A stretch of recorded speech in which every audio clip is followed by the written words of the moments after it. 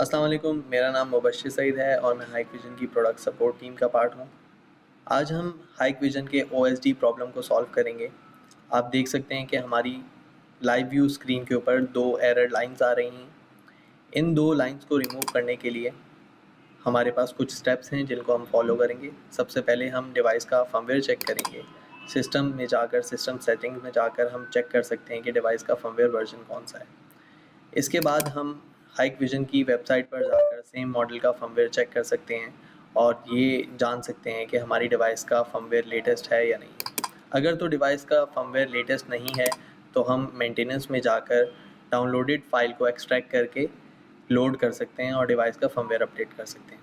दूसरा स्टेप ये है कि हम अपना पासवर्ड एडिट करें और पासवर्ड एडिट करने के लिए हम सिस्टम में जाकर यूज़र मैनेजमेंट में एडमिन की इंफॉर्मेशन को एडिट करेंगे, अपना ओल्ड पासवर्ड इनपुट करेंगे और देन एक न्यू पासवर्ड सेलेक्ट करेंगे।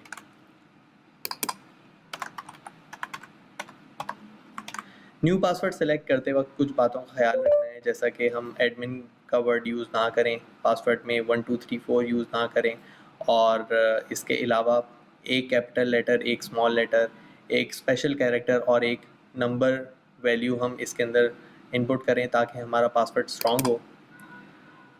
पासवर्ड स्ट्रॉन्ग सेलेक्ट करने के बाद हम अपनी नेटवर्क में जाकर बेसिक सेटिंग्स में नेट के ऊपर जाकर अपना यूपीएनपी पोर्ट डिसेबल कर देंगे। अगर इसके ऊपर चेक लगा हुआ है तो इसको अनचेक करके हम सेव करेंगे।